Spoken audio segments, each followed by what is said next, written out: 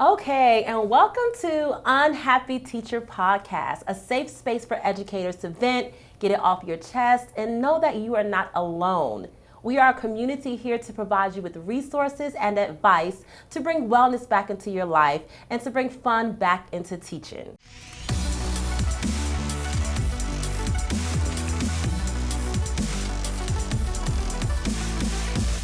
Today, I have a wonderful guest here, Miss Brittany Jones, and she hails all the way from, how do you say it? Malden, South Carolina. This is her sweet 16th year, we like to call it, her 16 years in education.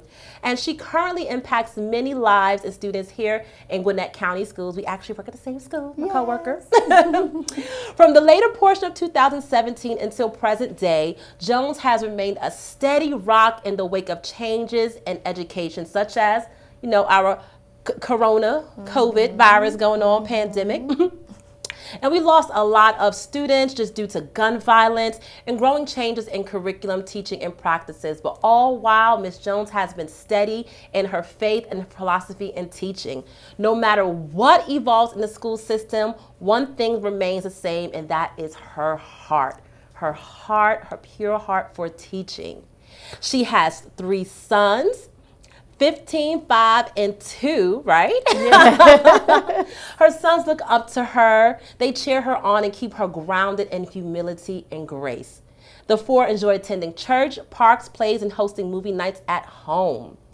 Welcome, Miss Brittany Jones. Hi. Hey, girl, hey. Hey, girl, hey. Thanks for being here. I'm just so happy that we're finally can sit down and have this deep but fun one-on-one talk. Looking forward just to let our viewers know that I just met Brittany this year. In August. In August, yeah. So I transitioned from teaching elementary school and I went into 6th grade language arts, and Brittany, they was like, oh, you're going to meet Miss Brittany. I remember your name kept coming up because even during planning, like in the summertime, and they was like, yes, your instructional lead teacher is Brittany Jones. I was like, okay, I just can't wait to meet her. And like just right away, once I met you, I was like, she just had this kindred spirit that I just automatically connected to. And one thing that always stuck out to me when just, in talking, I asked you, I said, why do so many teachers leave this school?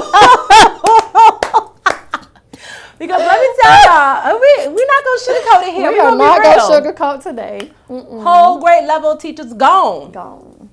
That's about how many? 12? Yeah.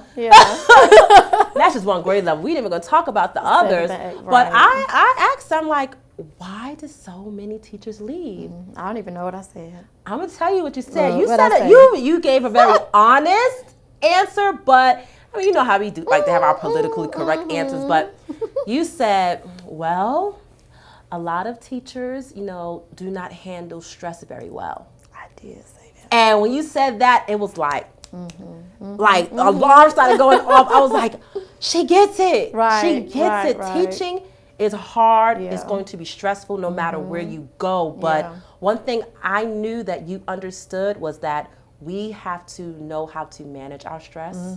We have to, put wellness first and take care of ourselves. All within that one statement. Yes. That one statement said, I like her. And then, I can get in my soapbox. You've just really been there just for me to come and vent to you. And you just be real. You be like, child, honey, let me tell you. Yes. And so I thank you. I thank you for being, that rock for me. But enough of my soapbox. Let's get into you. Well, likewise with you. I feel like you are a kindred spirit. And where they say souls recognize souls or spirits recognize spirits. And I really felt that sister vibe, that down-to-earth vibe with you. And I was like, oh, we about to do this. So I appreciate you for letting me also, bounce things off of you and say, hey, Celia. And matter of fact, you have saved me so many times and didn't even know it. So many times where my brain was gone and yours was on. And so I was like, oh, thank God. That's how it works, man. When you on a team, it's like, hey, today, sis, I don't know if I'm coming or going. Right. It's like, I got you. Just sit down, just act like you're doing something, and I'm gonna just feed you to do what we gotta do. Yeah. And so that's how we play off each other. And I'm just so happy to be working with you as a team member. Thank you. And let's now just get into your journey. Okay. So I told them all about your heart and who you are, but let the viewers know how you got started teaching. Where was your beginning? Well, let's think. My beginning was actually, I'll say, in elementary school, and I used to line my dolls up and teach them. But I really have to say, when I got to high school, and when you're like a senior in high school and you're trying to think, okay, well, what do I want to do with my life? And I really wanted to be a guidance counselor. And wanted to do that because I loved helping people. My friends would always come to me for advice, and I always had good advice. But I was discouraged by a church youth pastor. And he was like, all you're going to be doing is making schedules. So... Because that's what you hear they do in high school, right? Yeah. They just make schedules. That's what you hear. Right. So, because he was like, well, what does your counselor do now? And I was like, make schedules. So that... By the time I got to be a freshman in college, I was like, okay, let me do elementary ed. And so I had gotten all the way up to my junior year, taking all the classes, going to the schools, doing all the things, but I could not pass the math part of the praxis. And so I had taken it so many times. My dad was like, you're about to graduate next year. What are you going to do? So I changed my major to English. And then, so in a couple of semesters, I was doing all of these papers, all of this writing. And then a counselor of mine told me I should do the Master's of Arts in Teaching, and that would be your gateway into teaching after you graduate. Oh, wow. That's so clever. I've been teaching for 16 years, really wanting to be a counselor, and still want to be a counselor. Wow, and so I was going to ask you about that. I mean, because, you started off saying, I wanted to be a guidance counselor or a counselor, and maybe not knowing, we don't know, like, well, we're going to talk about counseling in schools because I'm like, a guidance counselor in school and high school, they make schedules, right? Right. And then even guidance counselor, I think we were talking about, I don't know if I was talking to you or someone, but I was like, guidance counselors seem like they can't counsel anymore. Right. It seems like it's a lot of other stuff besides counseling. When we think of the word counsel, we're like, okay, let me help, let me advise you. Yeah. But it's becoming disciplinarian / paperwork / almost like our jobs, I feel like, have been watered down. If we could just teach, imagine how our week would go. Oh, it'll be beautiful. Right. It'll be beautiful. I mean, if I could just get time to do a lesson plan. Thank you. But it's like I have all this anxiety when I come because I know I didn't even get a chance to do my lesson plan because I was in meeting after meeting after meeting. And then you got to prepare for the meeting after meeting after meeting. So yeah. Oh my gosh. But yeah, so back to counseling. So tell me more about, your desire to be a counselor because you also do wellness and life coaching, right?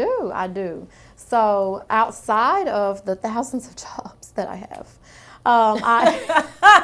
she's not lying. On the track. She got thousands. Thousands, honey. On the track of becoming a journey therapist. And so what that entails is actually helping people to heal on a cellular level.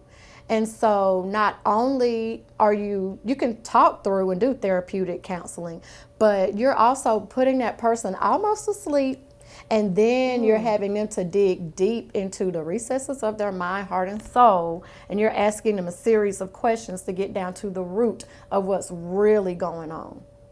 And that's what I'm going to be doing. Do you think teachers need therapy? Does the bear need his coat of fur? Yeah, I mean, do you think all teachers should have therapy? And should it be provided? I just had an idea. It would be so amazing if I could be a journey therapist in the schools just for teachers.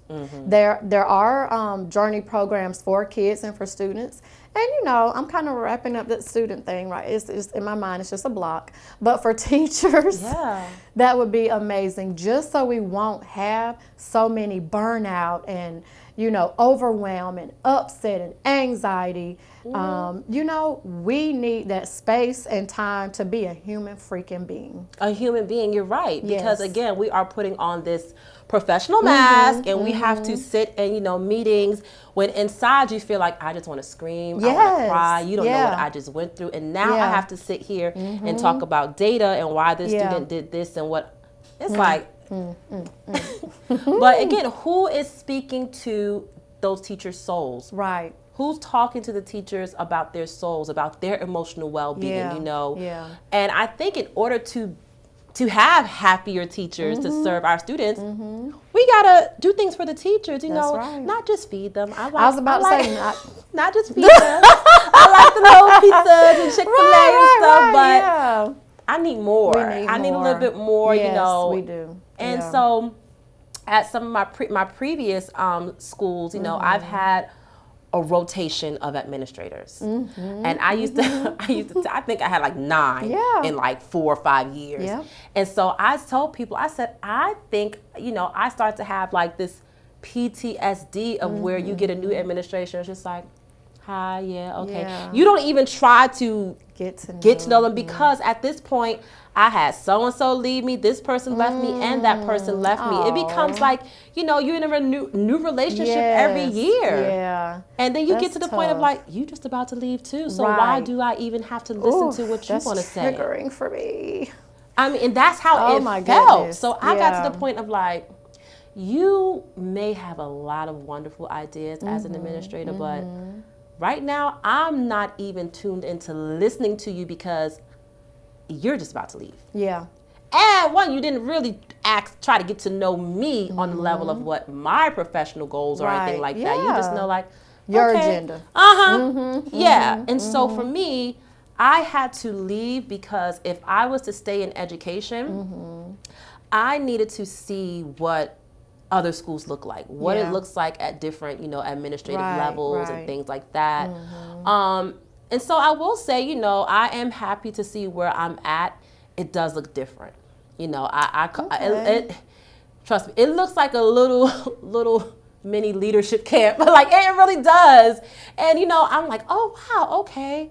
I see different styles, different dynamics. I'm like, it's good to change. Right. It's good to change and see those things. So if I stayed at that one school, I was never going to grow. I really felt like I hit a ceiling. Yeah. I'm pretty sure you know how it feels when you're sitting in a meeting, right? And they're talking to you, and you're like, do I answer right now? Like, your soul feels like I can't even play this game with you right now because it feels like you're playing a game. Like, you're asking me a question already knowing what the answer is. Right. So why are you really asking me this question? It got to that point where it's like, I can't play. It's about like you told me one time, do I drink the Kool-Aid or no? Right.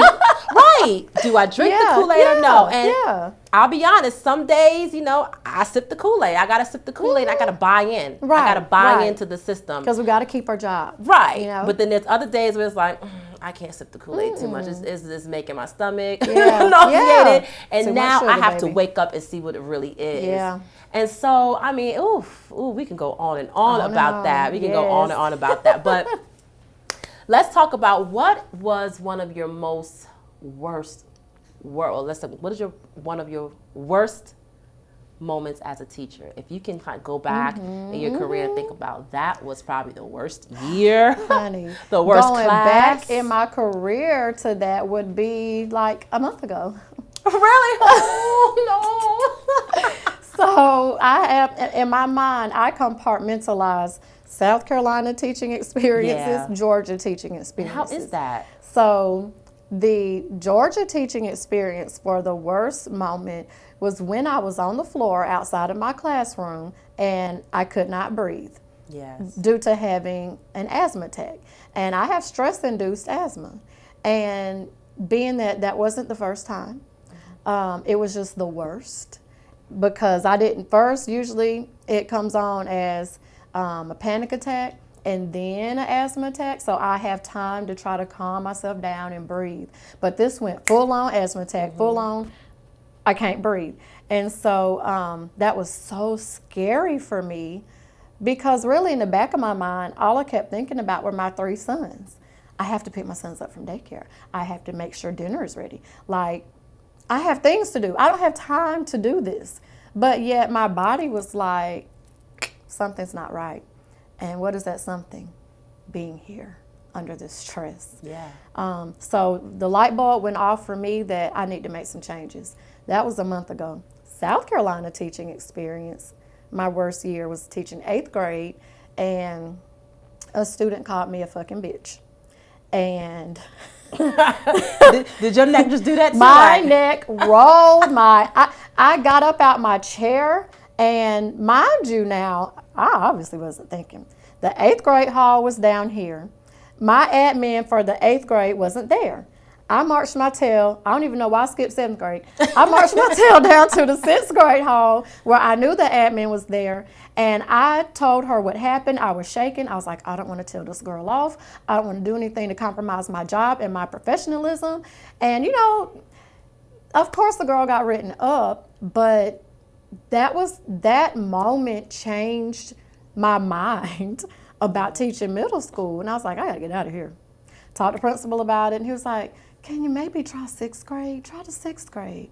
And I was like, all right, Davy, I'll do the 6th grade. I did the 6th grade that 1 year, and after that I changed schools. Yeah. Like, when certain boundaries are crossed with me, I'm done. Mm-hmm. I'm done. I definitely agree with you on that. Like, as like 6th grade now, this is all new to me. It's my first year, and the level of disrespect with some of the students, like I'm like, no. You can't come in this classroom if you're mind not right. So sometimes I tell the kids, walk back out. They're like, what? Walk back out because your mind not right. I'm like, get your mind together, get your life together. Like, what?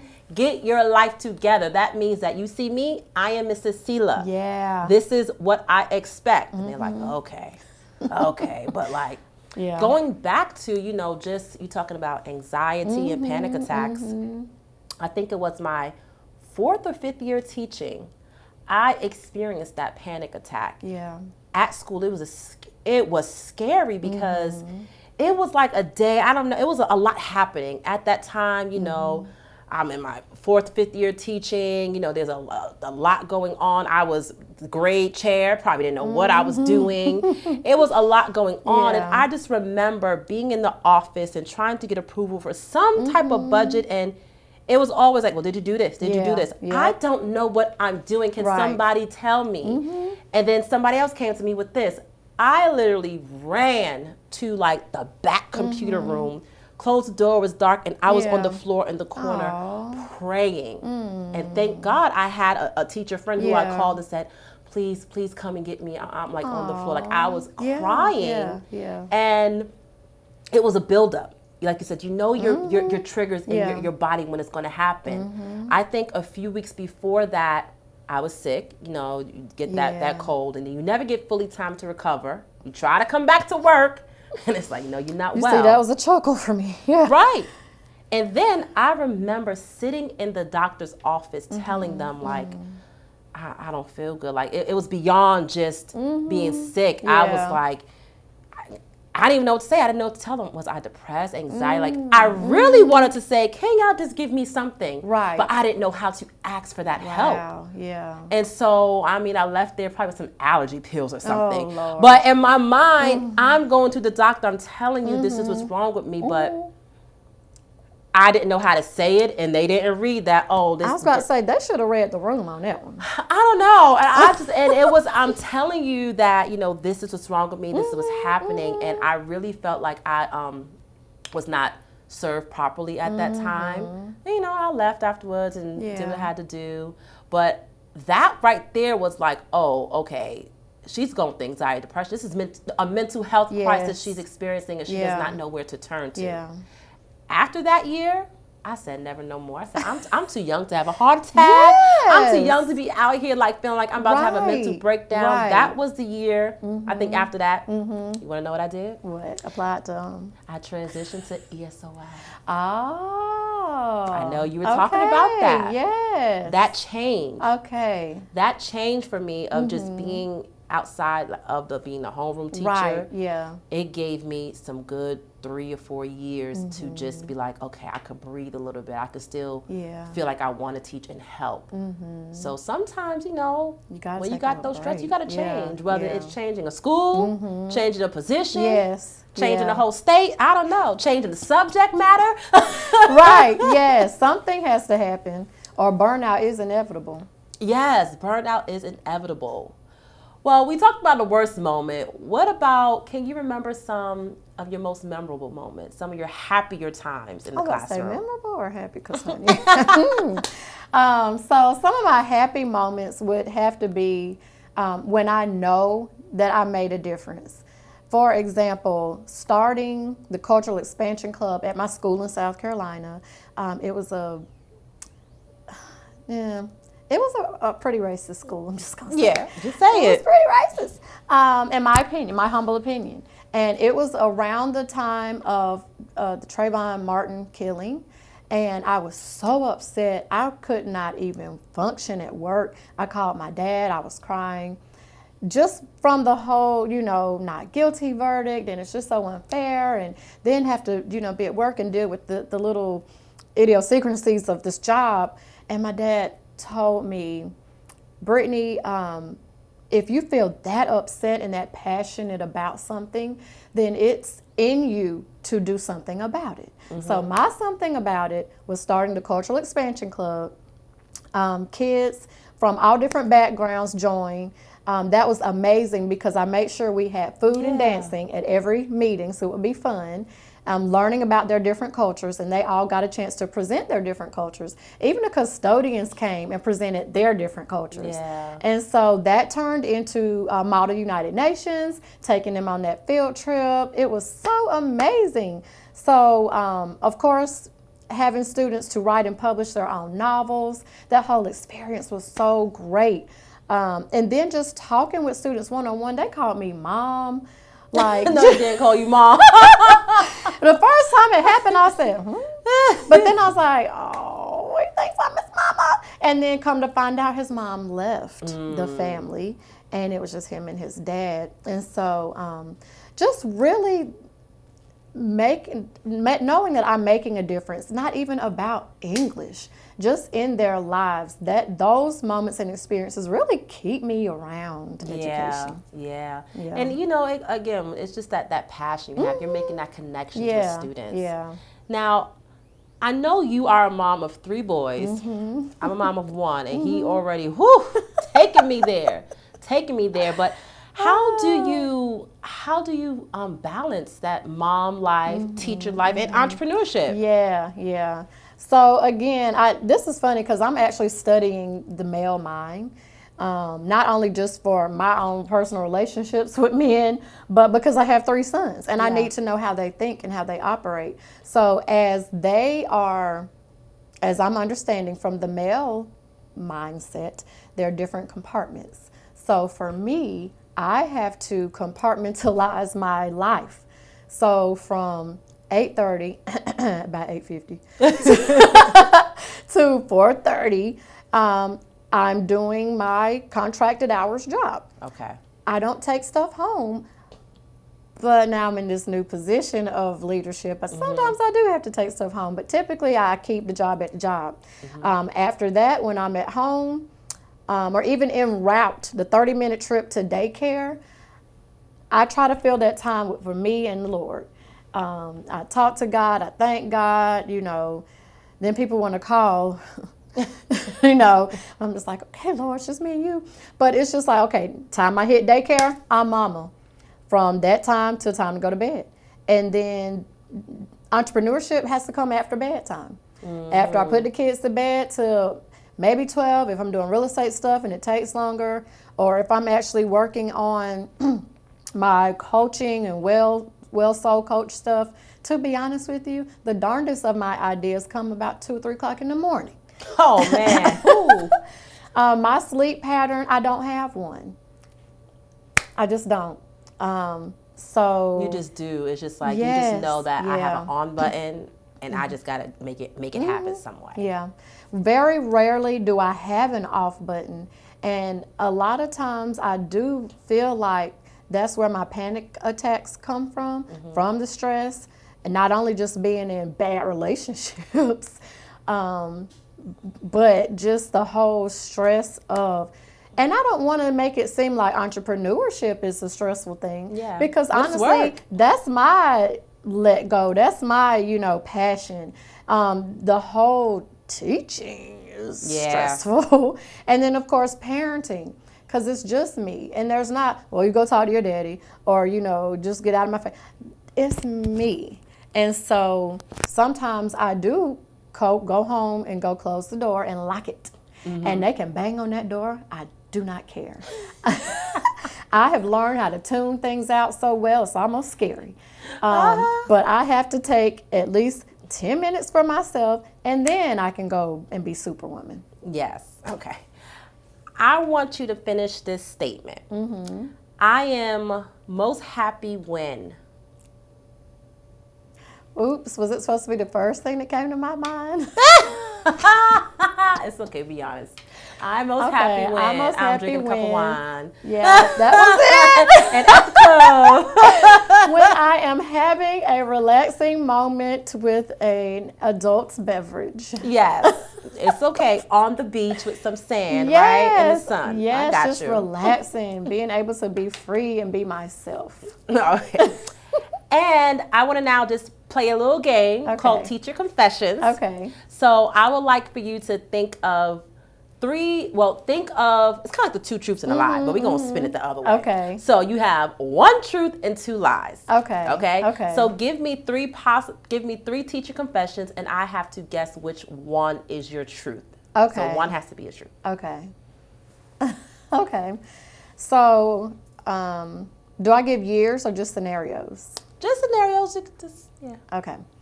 All right. So the parents used to think that I was a pregnant teen at one school that I worked at when I was pregnant. Wait. Okay. A pregnant teen. Go ahead. Okay. I used to assist the cafeteria staff because they were short-staffed. Yup. That happens. And then, let's see. Let me pull out my phone. Can I pull out my phone? Pull out your phone. Okay. Yeah, because, the next. Oh, okay. The other one was my first year of teaching on the second day of school. I asked the guidance counselor, what else can I do with my life? Because this ain't it. Oh my gosh! First of all, all 3 of them are someone's truth. But I just want to know: did somebody really think you was a pregnant teen? Mm-hmm. Oh my god!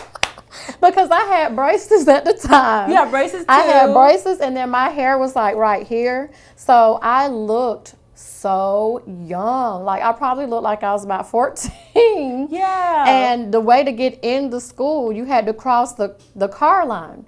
And so every morning I'd be waddling with my book bag on, waddling. And then one morning just so happened to look at the cars on the car line.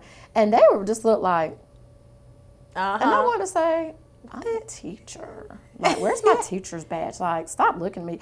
And then I started thinking, why would they even roll their eyes if somebody was pregnant? Like, that's a child, ain't nobody asked to be here. Right. Anyway, so yes. Oh my gosh.